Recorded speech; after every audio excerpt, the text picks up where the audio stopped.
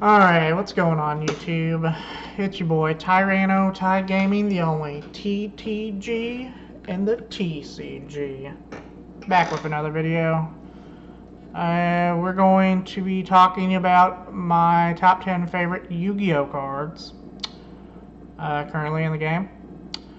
After I do this video, I plan on doing probably a deck profile, maybe one or two, not sure yet. There is a remote YCS coming up December 6th and 7th that I will try to review. I might try to review it after the end of each day, or I might just wait till it's all completed to give my analysis of the event. But with that said, let's go in with these cards. And number 10 we have Super Polymerization. Super Polymerization is a very, very, very good card.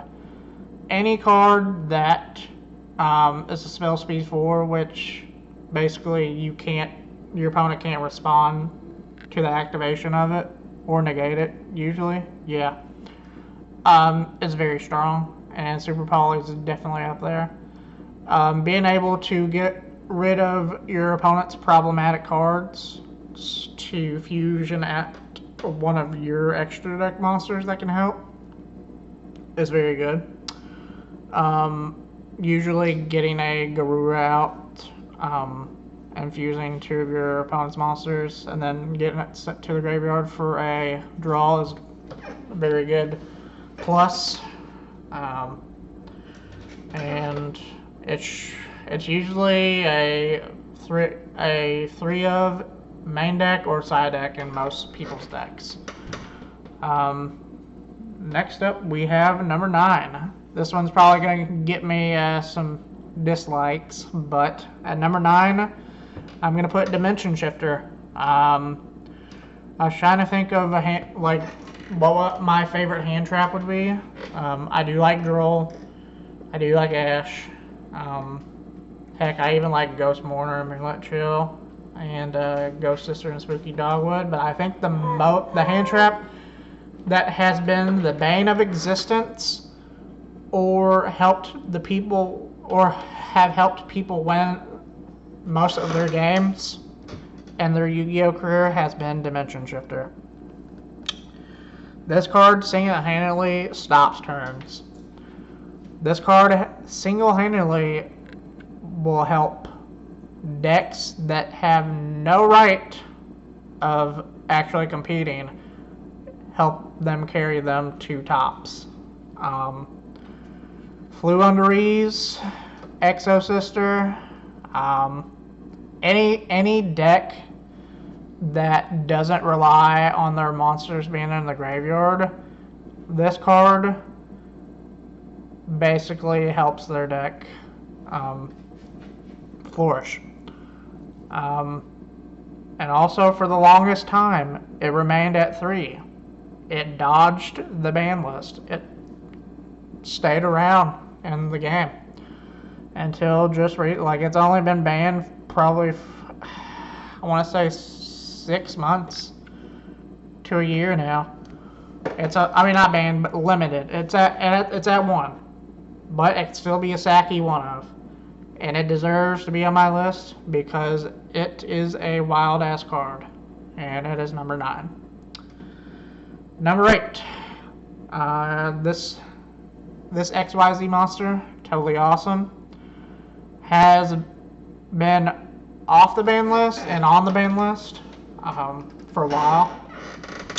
I was scared that it was going to get hit on the ban list when Mermails were using it, and they were getting them out like 2 at a time with Bahamut Shark. But it dodged the ban list, and Bahamut Shark got the axe for it instead. What can I say about Totally Awesome that most people haven't already said about it? It's an Omni Negate, and it can basically steal whatever card it negated. And then it can also return itself back to the extra deck once it hits the grave. Sprite has probably been the most villainous deck to abuse this card. It's just so good, man. Like, it works so well. And that's why it deserves my number 8 spot. Number 7, we have Sky Striker, Mobilize, Engage. As you can see from my previous video, if you watched my top 10 favorite decks, I've talked about some of these cards already in full length.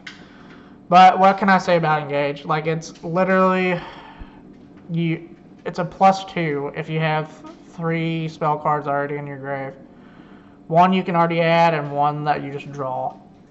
And then it's not once per turn, so you can basically just use it as many times as you're able to use it, and it helps facilitate card advantage. So that's why it's number 7. Number 6, we're gonna go with Sprite Blue, the main starter, main deck monster for Sprite. Sprite Blue basically helps facilitate your combos to keep going, along with the next card that I'm about to talk about, but we'll get there in a little bit. Sprite Blue lets you add any Sprite monster from your deck to your hand. Usually the best combo to do is the Sprite Blue, add Sprite Jet, and then you're off to the races for that. But you can also add like Pixies to help facilitate excuse me, to help facilitate wins that come out of nowhere. You can also add Sprite Red or Sprite Carrot for monster and spell negation. And it's just a very good card. And that's why it deserves number 6. Segueing into number 5, another Sprite card, Sprite Starter. What can I say about Sprite Starter? Start your combo. Like, plain and simple. Like, no pun intended. Like, at the measly cost of probably like 1,000 to 1,400, you can special summon any Sprite monster from your deck to your field. And then, like I said, off to the races. And what the good thing is about Sprite Starter, it's a quick play, so you can activate it during the draw phase and dodge things like draw. And it's just great. And like, you can add another one off of Sprite Jet, since it's the one that adds Sprite spell and traps. You could set it for on your opponent's turn if you're not able to facilitate the first turn combo that you're trying to do. And it deserves a spot on my list. Number 4, we're gonna go with another card that I talked about in the last video, the Weather Forecast, the Weather Painter's field spell. This card is really good, and when most people play against you and they know you're playing this deck, they try to get that field spell off the field as soon as possible. On activation, you can place a weather spell and trap card face up in your spell and trap card zone. You get an additional normal summon of a weather monster, and then you can also use your weather spell and trap cards as link material for a link summon.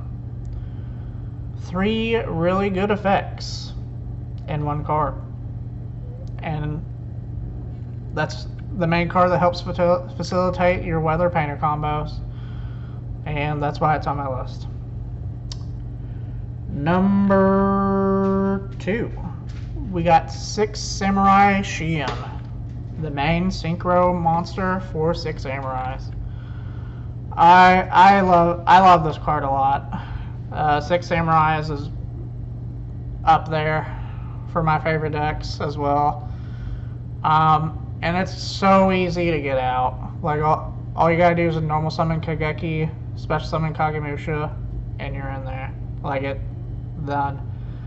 And like, if you get Shogun Shien out, your opponent's only allowed one spell, because like Shien can negate, and since it technically your opponent didn't activate it because it was negated, they get one more. But it's just so good. It's just so good. Six Samurais just shit out monsters, and I love it. Like, I love summoning it quite a bit. And then finally, number one. As you can tell, I'm a Dino guy,